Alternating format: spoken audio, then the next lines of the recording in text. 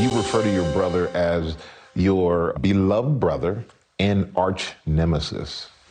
Strong words. There has always been this competition between us, weirdly. Again, I think it really plays into, or is played by, the heir spare, and the British press's part in that. So in other words, it's everybody else's fault. Never mind, Harry's the same guy who said he killed 25 members of the Taliban like they were chess pieces. He felt nothing. But he got into a shoving match with his brother and needed therapy. It's all in the book. We're serious. At least according to his new book, Spare, if you believe it, which American media takes as an exhaustive and truthful work of the prince's life and forgets all their usual journalistic skepticism when interviewing the Spare. Hilary Fordwich, president of Strellmark and royal commentator, is with us now. Hilary, we appreciate it.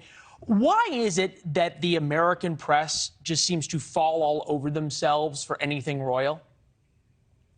Well, Leland, pleasure to be back with you. I can't exactly answer that, except for to say that, obviously, this is something that's never been seen before in history. No one has ever really thrown the royal family under the royal proverbial bus to this this extent. Of course, the Duke of Windsor, the former Queen's uncle who abdicated, he did write a book, but he didn't actually badmouth his own family to this greater extent. So I think that this is something historical, and that does form a degree of fascination. I did have somebody once say to me that as Americans, we get all the pomp and circumstances, but we don't have to pay for it. That was one take on the royal family. Well, on the other hand, everybody's buying the book. I wonder almost from an American media commentator standpoint, and you think about some of the people who are doing these interviews, that they almost sort of wish there was an entrenched aristocracy in America because they view themselves as part of it. At least that's my theory. I'm not sure it's true. But the flip side is that the people who actually have to pay for the royals don't like them. 2/3 of Britain seem to have a negative view of Harry. That's up 6% for the negatives. And I'm wondering about if this ends up being the Waterloo of the royal family, in that it sort of shows the emperor has no clothes. They're like every other family. And now we just treat them like any other celebrity.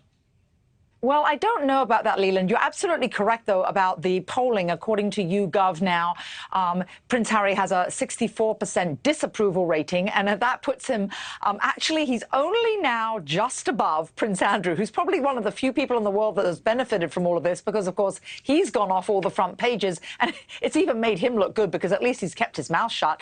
But a couple of things here. I will say that I think, and it's not my personal opinion, if you look at the response from the British public, the British taxpayers, who actually, by the way, did pay for their $49 million wedding, I covered that wedding, and I will tell you that there was such an outpouring of support, people 15 deep in Windsor, and not a whisper from the British media, of which obviously Prince Harry now is denigrating, not a whisper of any sort of racism.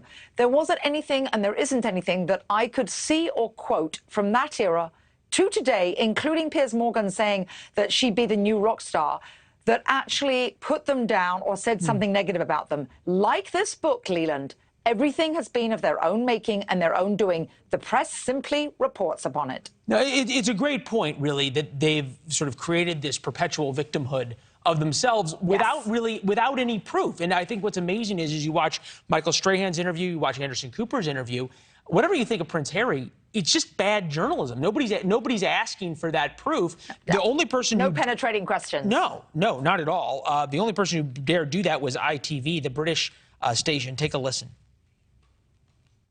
In the Oprah interview, you accuse members of your family of racism. You don't even... No, we didn't. Well, of... The British press said that.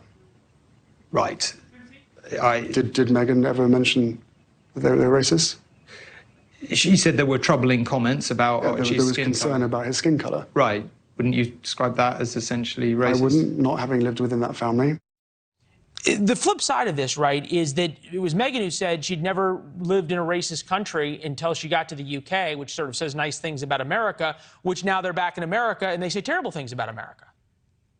Well, actually, and she actually knows so little, obviously, about the British culture. She was there so, obviously, such a short period of time. I mean, just even let's think about a movie like Love Actually, 2003. Back in 2003, Leland, one of the biggest grossing movies in history, a Christmas movie that's about interracial marriage and interracial relationships. That's totally accepted in the UK, whether it's Call the Midwife, which is based on true stories. The UK is a multiracial nation, and it's very accepted, and there aren't the racial issues that there are in many other countries.